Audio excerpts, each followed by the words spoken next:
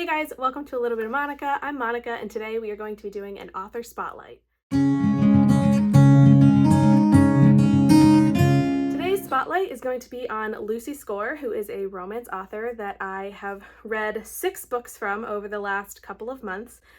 I have been buddy reading these books along with Michelle from Michelle's library, and thank God for Michelle, because I don't think that I would have made it through with my sanity intact if I had not had Michelle along with me. Some of these books I really loved, and some of these books I really didn't.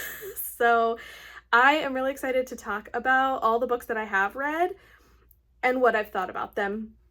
This is going to be a warning that some of my opinions are probably going to be controversial, because I know Lucy Score has a very die-hard fan base for some of these books, and I think that my opinion might differ from maybe the vast majority, or at least a lot of people. So I really am looking forward to talking about these, but it might be controversial to some people.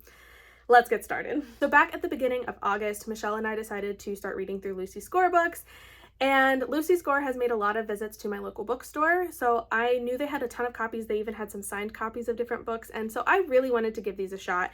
And what better way to do that than in a buddy read? So what we did was we first started with the Knock 'Em Out trilogy, which I would say is probably, if I had to guess, her most popular books, simply because they are a series. They take place in the same town of Knock 'Em Out, Virginia, and they center around the same community of people, just each book focuses on a different couple, like a different relationship. So starting with Things We Never Got Over, and then Things We Hide from the Light, and finally Things We Left Behind, which is her brand new release that came out, I believe, at the beginning of September. So that one is relatively new. And so I'm gonna start where we started, which was Things We Never Got Over. This is my favorite one of the 3. I will preface with that. I gave this one 4 stars. If I wanted to be generous, I could probably bump it to 4.5. Maybe 5, but probably not. I'd probably still stick with 4. But I did really like this book. This story follows Naomi, who is the newcomer to the town. She's the one that kicks off all of this. She shows up to Knock 'Em Out the day after she ran away from the altar of her wedding.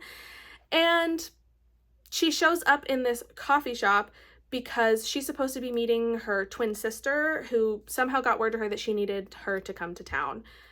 So Naomi shows up, in walks this big, grumpy, gruff guy who immediately starts yelling at her to get out of town. I told you not to be here. I told you not to come back. And she's like, my dude, I don't know who you're talking about.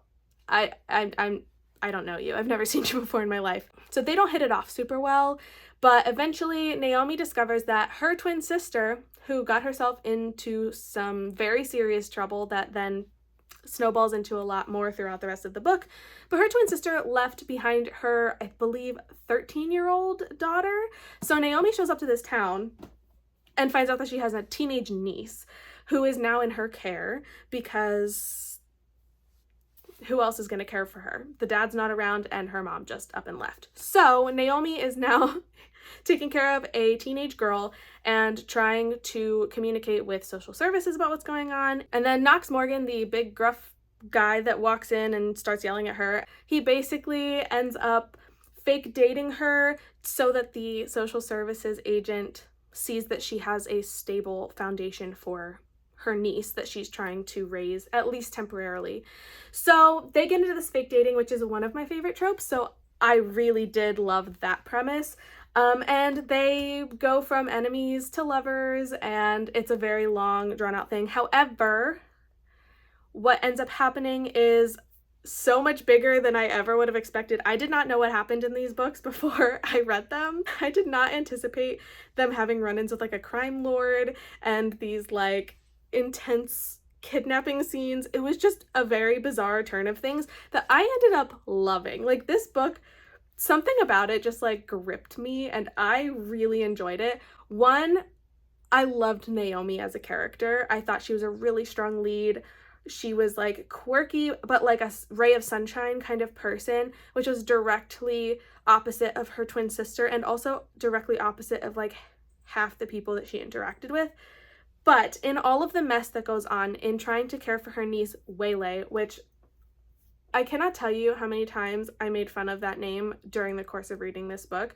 Like, what kind of a name is Waylay? And at one point in the book, Lucy Score wrote one of the characters to also make that joke of like, what the heck is a waylay? I could not stop laughing because that was my thought exactly. Also because Knox's dog's name is Waylon. You can see where this might get confusing, and there was a scene where he called for waylay and the dog came running and he's like, not you, you idiot. Like, at least it was intentional that this happened, but it was very funny. Anyway, with all the mess that goes on with Naomi trying to take care of Waylay while also managing this situationship with Knox, well, some very serious things start to happen. Someone may or may not get like abducted and held hostage, and then people have to rescue them, and people getting shot, and it's very intense. And in the process of all of that happening, the thing I loved so much about this book that carries over into both of the other books is the way that the community of Knockemout like just loves their people so much. When the person who gets abducted, the whole town rallies and sets up like, you're gonna go to the south end of town, you're gonna go to the north end of town. They all like have this plan of like, we're gonna save these people. Whether they know them well or not, they are like surrounding their community. And I loved that. So all of those things combined to make this book really good. And I didn't hate the epilogue. I tend to have a very like hit or miss way with romance epilogues. I didn't hate this one, but I didn't love it. So I think that's probably why I ended up giving it 4 stars, just because there were things here and there that I could say I wasn't like a super big fan of. But overall, I really ended up liking this book, and especially when you put it into context of the second book, which is Things We Hide from the Light. I gave this book 2 stars. Was that generous? Maybe. This book, I had so many issues with it. So first of all, this book is about Knox's brother Nash and his relationship with Lena, who appears in book 1. She shows up in town. I think it was like a longtime friend of Knox, but she shows up in town and gets involved in all of the crime drama, and she ends up meeting and dealing with Nash a lot. Well, Nash is the chief of police, so her appearance in town directly has a lot to do with his role, and so they interact a lot, and in book 2 they end up hooking up, obviously. The thing is, I don't mind Nash or Lena as characters. I think as characters they are both individually good, at least. I hated them as leads, specifically Nash. Like, I hated having this book from Nash's perspective. So that is another thing that these books do, is alternating perspectives. So from the first book, you get Naomi's perspective and Knox's, and in book 2, you get Nash and Lena's perspectives, both. And I hate Nash's mind. Like, I just hated it. Every time he talked, like every time I read his chapter, I wanted to like scream. First of all, his mind is just very dirty in like a almost disrespectful way. There were so many chapters and so many scenes I could not count how many times he was like grossly fantasizing about Lena. And they end up living next to each other, like in apartments that like share a wall. And he is like audibly fantasizing about her when she's like right next door, which like to them is fine, but to me reading it, I was like, I'm not having a good time here. And then there was a scene where they ended up sleeping together, and things happened that I was not a fan of, and I just did not like this relationship.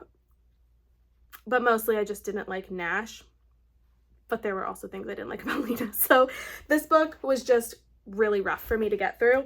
But to make matters worse, and I don't know what went through Lucy Score's mind during all of this, but what made matters worse here is book 2 is basically a carbon copy of book 1. I'm talking like grumpy, broody main male character, and then I would say Lena's not necessarily a sunshiny female character, but she definitely is more sunshiny than Nash is.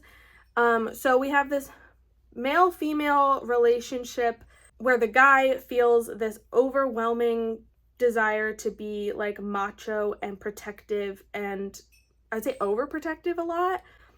And they're dealing with essentially the same issues as the characters did in the first one, minus the whole taking care of a 13-year-old kind of thing.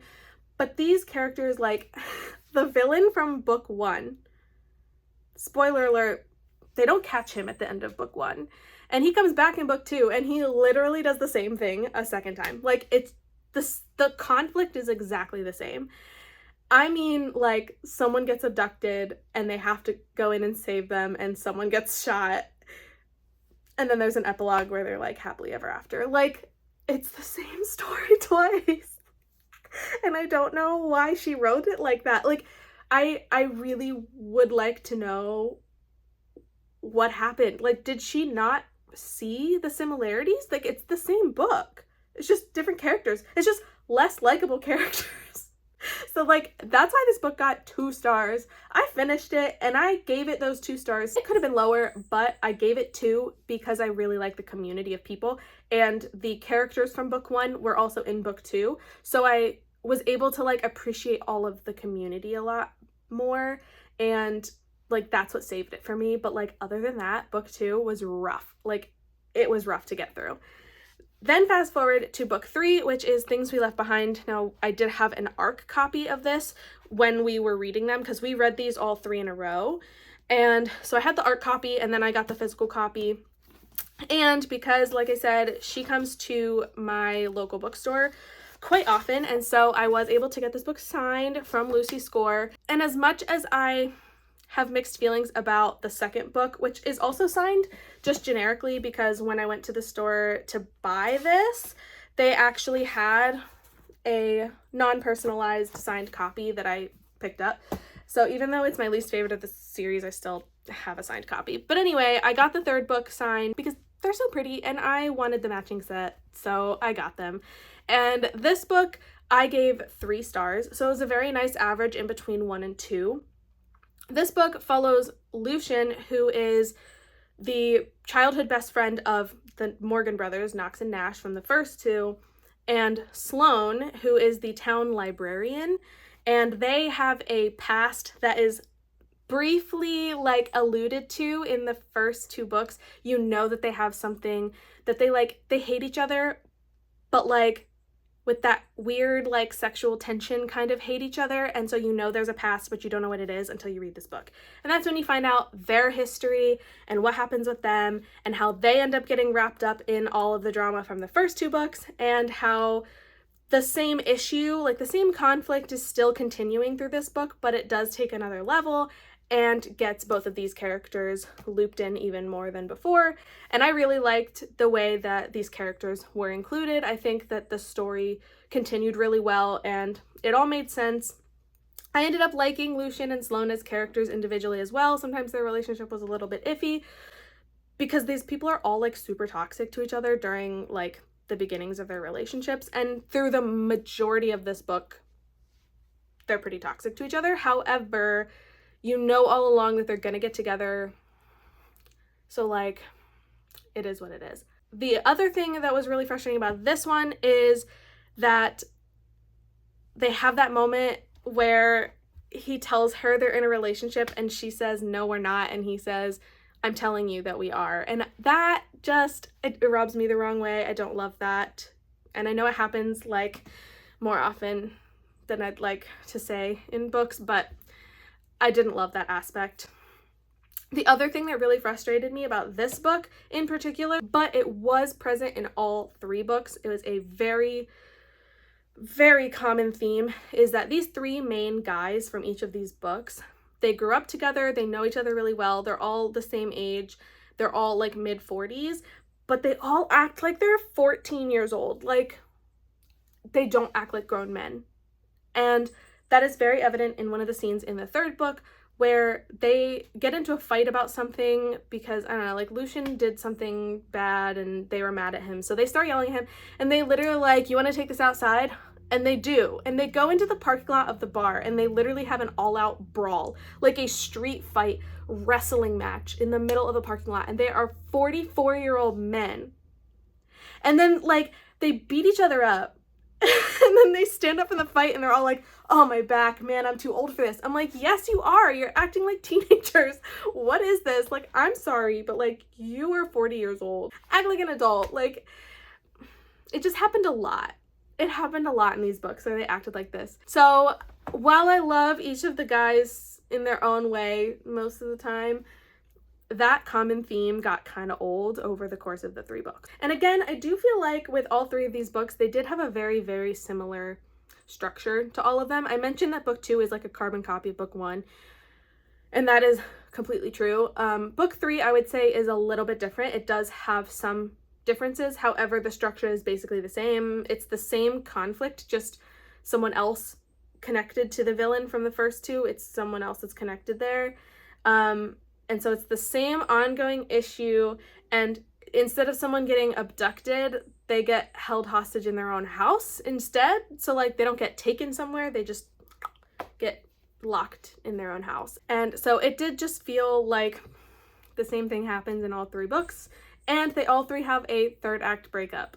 So it was just the same. It was the same book 3 times, but I will say there were enough differences that I did enjoy the 3rd book way more than I liked the 2nd book. So that is the first 3 books that I read from Lucy Score. It was a pretty weird combination because I had a 4-star, a 2-star, and a 3-star. So that meant that the next book coming up could literally go anywhere. Like it could be anything. I don't know what to expect from it. The next book that I read from Lucy Score was Rock Bottom Girl, and this book was a reprint, I believe, from the original cover, but this book I also gave 4 stars. This is definitely my favorite of all the books that I read from Lucy Score. I'm not sure how that makes you feel about the fact that there's still 2 more to go after this, but this was my favorite one by far. This has another small town feel. The story follows Marley, who is seemingly at rock bottom in her life. She moves back home to live with her parents, and she ends up becoming the soccer coach and the PE teacher for her local high school that she graduated from.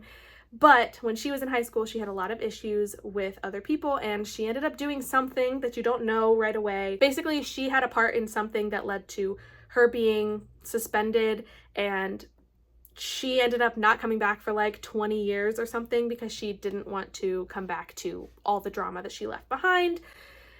But when she does come back and begins teaching and coaching, which she has like very little experience in either thing, but she was on the soccer team when she was in high school, so like she has the experience of the activity, just not teaching anything. But she meets her high school crush, Jake, who is also a teacher at the school, and he is the track coach or cross-country coach, I think.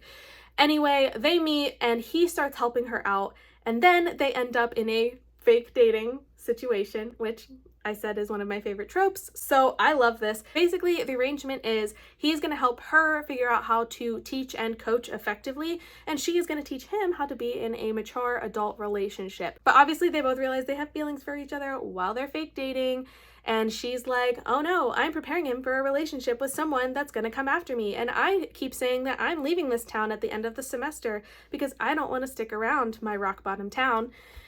But then she realizes that she's actually thriving in her rock bottom town, and I loved this story. The drama was so good.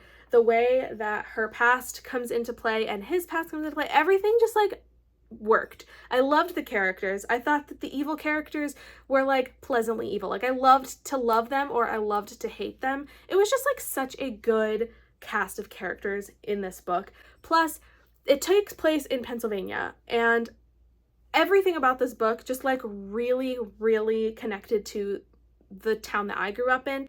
And while things happened a lot differently than it would have in my town, I just related a lot to the environment, to like the town feel, everything about that.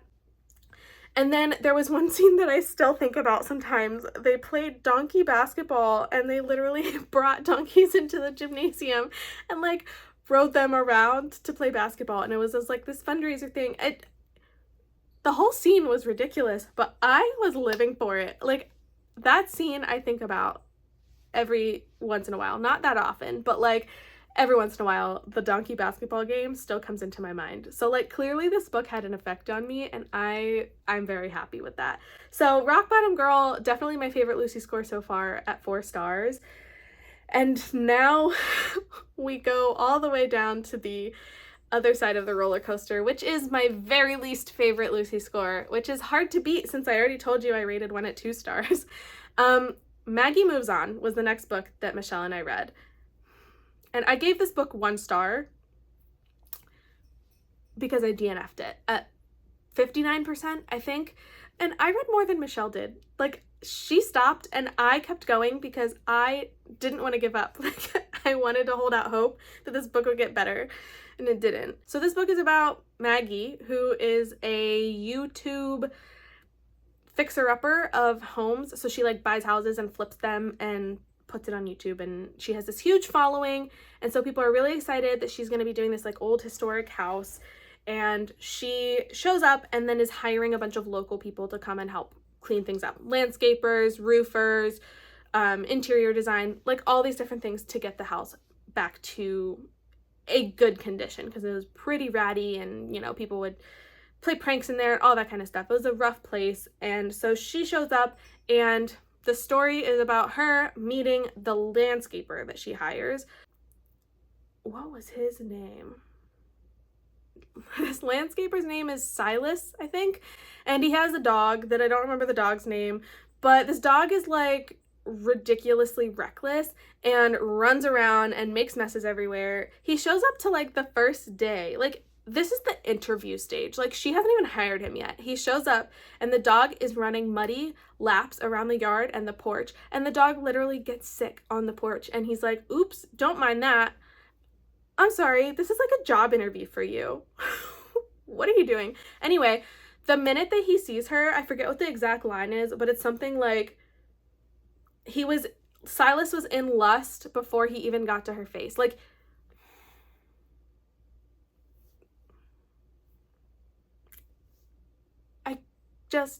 I literally paused, and I had like no thoughts, head empty for like 5 straight minutes, trying to like wrap my mind around the fact that this is his first introduction in the story, and he's already lusting over this woman that he has not even introduced himself yet and is trying to work for.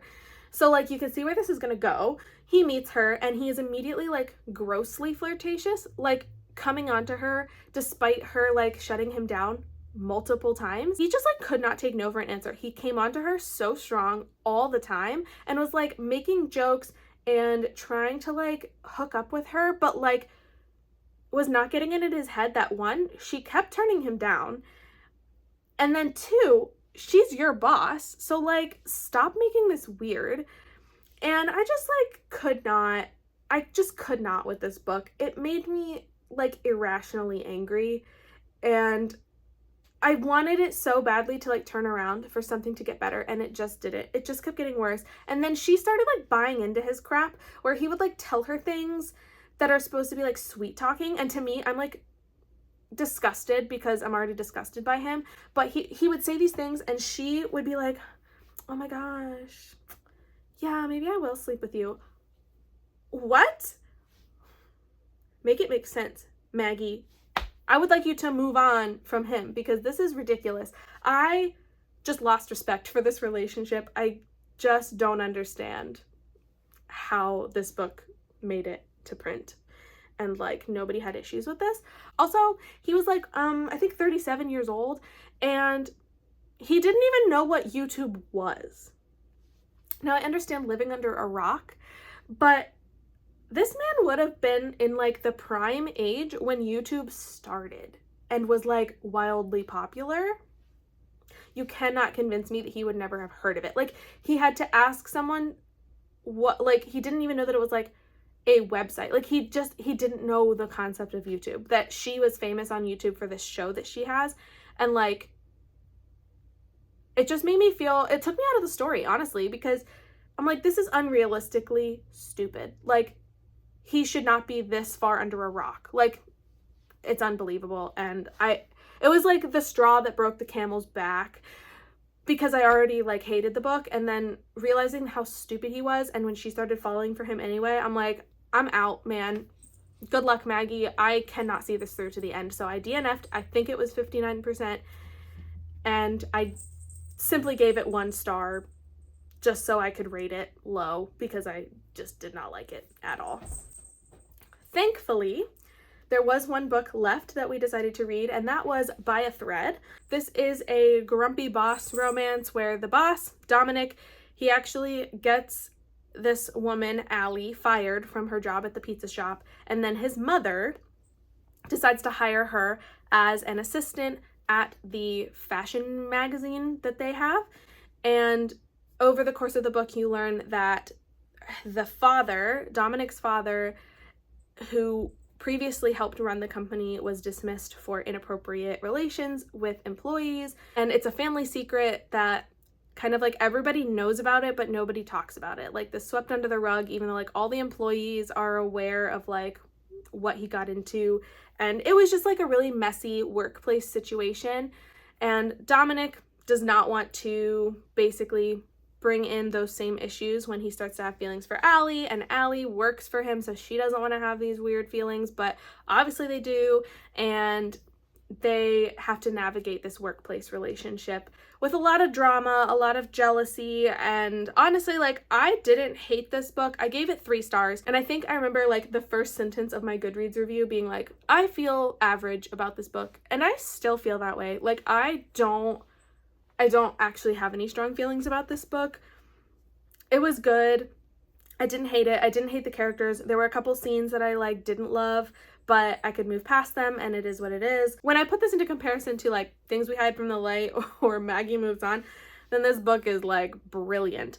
But other than that, it was just very average. I didn't have too many strong feelings, and I still don't. So yeah, I don't even know what else to say about it other than I don't mind that I read it, and I did think that there were parts that I really did enjoy. Not that any scenes are actually standing out to me at this point, but I really liked Allie as a main character. I thought that she was a really strong individual, and part of her personality was her inability to like let people walk all over her, and like her willingness to say what's on her mind, and that got her into trouble a few times, but I absolutely loved that about her, and I think that sets her apart from like some other characters. So I ended up really liking her, and Dominic wasn't bad either. He had a couple of quirks that I wasn't like super crazy about, but I really appreciated the way that his character was like adamantly trying not to be like his father, when there was very like direct reasons why he would have that fear. I feel like a lot of times books where a character is like, I don't want to be like my mom, or I don't want to be like my dad, it's simply because they just like, they're just afraid that it would have rubbed off on them.